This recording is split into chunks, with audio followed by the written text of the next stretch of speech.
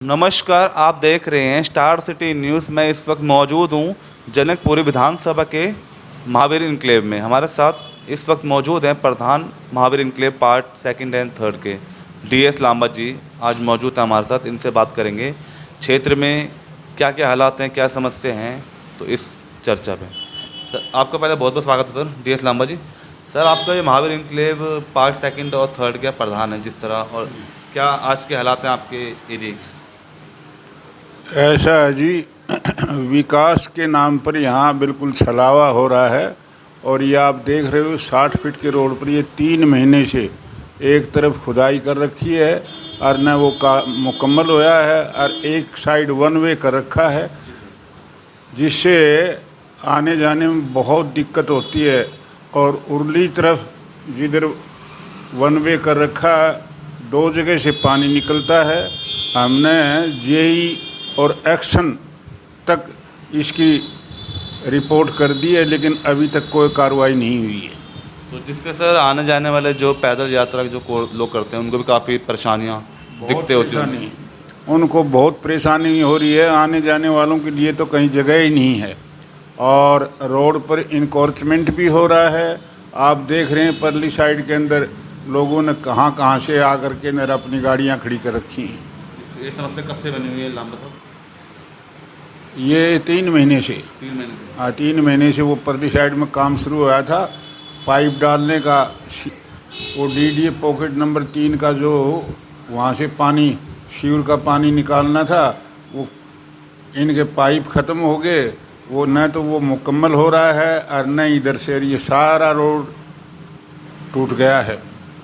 न तो विधायक का ध्यान है और निगम पार्षद MCD भंग है अभी, बिल्कुल हैं। तो इस क्षेत्र पर कोई ध्यान नहीं दे रहा है।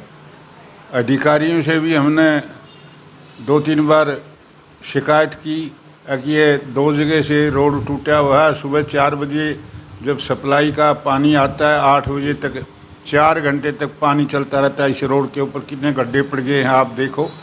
हाँ, और उनको कोई मतलब मरम्मत नहीं हो रही है। तो आपने सर इसके लिए प्रयास किया, कोई सुनवाई नहीं हो रही?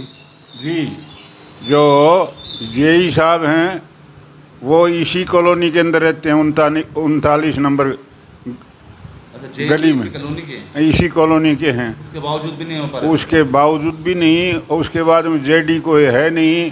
और एक्शन है पुलकित सहगल जी, जो कि हमारे पुराने जानकार हैं, वो JD भी थे इस क्षेत्र के अंदर। उनसे भी हमने अनुरोध किया तो उन्होंने आश्वासन दिया था कि मैं 1-2 दिन में रक्षाबंधन के बाद में भेजूँगा। अच्छा। फिर नहीं आया तो कल भी मैंने उनसे बात की, फिर आज का नाम लिया, आज भी नहीं आए। तो मैंने उनको फ़ोन लगाया तो क्या मजबूरी थी, फ़ोन भी उन्होंने नहीं उठाया। तो यहाँ लोगों को सुबह सुबह इतनी दिक्कत हो जाती, पानी में अगर निकलना मुश्किल हो जाता। आप देखना जाते समय आगे रोड टूटा पड़ा है। देखते जाऊँगा। हाँ। अच्छा, आप जैसे प्रधान हैं, आपने कुछ प्रयास किए सर अपने एरिया के लिए? क्या क्या काम किए आपने? ऐसा है जी, हम जो अपने लेवल के ऊपर जो काम कर सकते थे वो हम शुरू से करते हुए आ रहे हैं। हमारा सबसे पहले तो ये प्रयास रहा कि ये जो हमारा जो एक सामाजिक वातावरण है वो समाज से मतलब यहाँ सौहार्द बना रहे। हमारा शुरू से प्रयास रहा है, कोई किसी किस्म का कम्युनल राइट्स न हो, ये भी प्रयास रहा है। और यहाँ जितना सामाजिक जैसे पुलिस और पब्लिक रिलेशन, वो भी हमारा शुरू से आज तक पुलिस के साथ भी, और पुलिस और पब्लिक का जो म्यूचुअल कोऑपरेशन होता है उसके लिए भी हम प्रयास करते रहे हैं।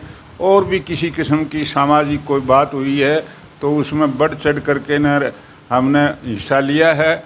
और कॉलोनी हमारी तरफ से हमने जितना प्रयास करना चाहिए उससे ज़्यादा किया हमने। पहले यहाँ पर कुछ भी नहीं था, जब शुरू में हम आए, उसके बाद में 93 के अंदर भारतीय जनता पार्टी की सरकार बनी।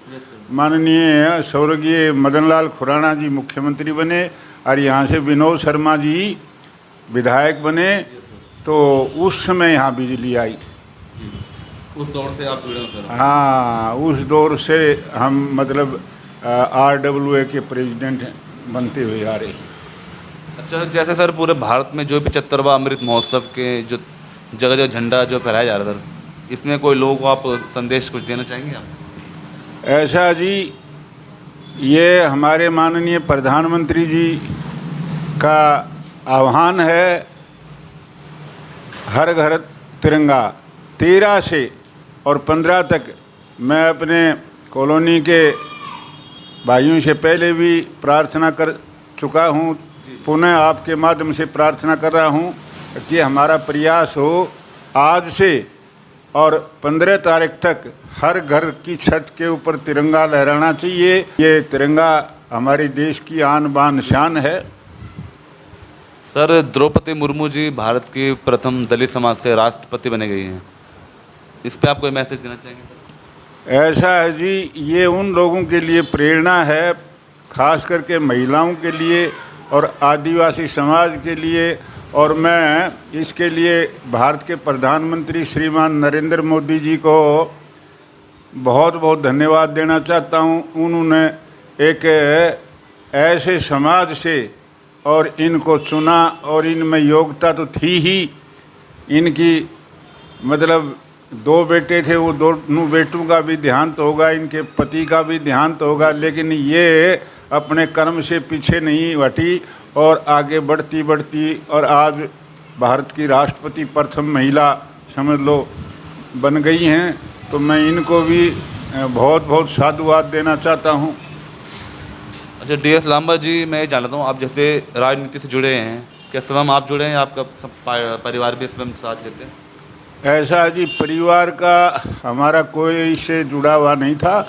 हम पहले आर्मी में थे और मैं आर्मी में था तभी मेरी कुछ ऐसे इस पार्टी के साथ इस किस्म के विचार बन गए कि ये एक राष्ट्रवादी पार्टी है, देशभक्तों की पार्टी है। इसलिए मैंने भी आते ही यहाँ सबसे पहले कांग्रेस का यहाँ बोलबाला था। उस समय सज्जन कुमार जी हुआ करते थे MP मेंबर ऑफ पार्लियामेंट, उसके बाद में भरत सिंह बने। तो हमारी ये जिज्ञासा रही कि कॉलोनी का विकास हो। हम यहाँ रहते हैं, कोई हमारा रिश्तेदार भाई बंद आए तो वो ये देखे भाई यहाँ ये कहाँ जंगल में रह रहा है। उस समय ऐसा माहौल था। तो भी हम मतलब हमारा शुरू से प्रयास रहा हो कि इस कॉलोनी का विकास होना चाहिए, चाहे कोई भी नेता और किसी के उसके पास जाना चाहिए। गए हम बाद में जब 93 के अंदर बीजेपी की सरकार बनी, सारी की सारी सुविधाएं, ये रोड रास्ते और ये जो सीवर वगैरह ये जो दिए, पानी यहाँ आया। माननीय जो आजकल के महामहिम गवर्नर जो हैं आसाम के, हाँ जी, जगदीश मुखी जी, वो लेके आए थे यहाँ पर पानी। और उनके कार्यकाल में ये पानी आया यहाँ पर और सीवर उन्होंने डलवाए। और आज के क्या हालात है सर, आज के आम आदमी पार्टी की सरकार है? ऐसा है जी, आम आदमी की सरकार, जो केजरीवाल जी बड़े झूठे आदमी हैं और ये जो मुफ्त की रेवड़ियाँ बांट रहे हैं ना, ये अच्छी नहीं है समाज के लिए। जो आदमी जो कर दे रहे हैं उनको तो कर देना पड़ रहा है, और ये मुफ्त की जो रेवड़ियाँ बांट रहे हैं, ये जो झूठे वादे कर रहे हैं। एक मैं आपको बात बता दूं, अभी ये कह रहे हैं ना फ्री का। अब मैं आपको दिखाता हूँ, अपना बिल दिखाता हूँ। कोई तो जुग बीती बताया और मैं अपनी बीती आपको बताना चाहता हूँ, दिखाना चाहता हूँ। मेरे 25,194 रुपये का बिल है। इन्होंने क्या किया, अब वो मीटर बंद हो गया, तो मीटर बंद हो गया तो कम से कम घर के मुखिया को या घर के किसी सदस्य को बताना तो चाहिए। और ये इतने का बिल भेज दिया जी, ये तरह बिल हाँ इतने का बिल आया हुआ है। यहाँ इसके ऊपर 2 किराएदार रहते हैं। अच्छा। और एक रूम का सेट है और 4-4 हज़ार रुपये का बिल आ रहा है। अब ये हाँ बिल भी मैं दिखा देता हूँ आपको। कोई बात नहीं, हाँ वो अभी मतलब प्रत्यक्ष प्रमाण की प्रत्यक्ष तो वो भी है इधर मेरे पास। तो ये सब कहने की बातें हैं, कान को इधर से पकड़ना। दिल्ली देखो ना, ये दिल्ली तो है, ये दिल्ली तो है। और यहाँ कोई देखे तो ये दिल्ली है। तो ये जो बातें हैं ये बिल्कुल गलत हैं। कि भाई मुफ्त में ये करो, ये ना ना ना, मुफ्त नहीं चाहिए। दिल्ली का विकास होना चाहिए, या हमें सुविधा, जनता को सुविधा होनी चाहिए। तो विधायक जी यहाँ पे राजेश ऋषि जी कोई ध्यान नहीं राजेश ऋषि जी दोबारा जीतने के बाद में राजेश ऋषि जी केजरीवाल से ऊपर समझने लग गया है। पहले इसी कॉलोनी में रहता था, आजकल उन्होंने जनकपुरी के अंदर पता नहीं कितने करोड़ की कोठी खरीद ली, वो तो जनकपुरी वाला बन गया। अब ये तो यहाँ तो ये अनऑथराइज कॉलोनी है, सीतापुरी वार्ड है, यहाँ से एक निगम पार्षद होता है। तो के वो तो राजेश ऋषि जी बिल्कुल आना जाना छोड़ दिया। यहाँ की जनता के दुख दर्द से उनको कोई मतलब नहीं है। तो ये हमारी सीधी बात DS लांबा जी से। स्टार सिटी के साथ मैं जितेंद्र गुप्ता।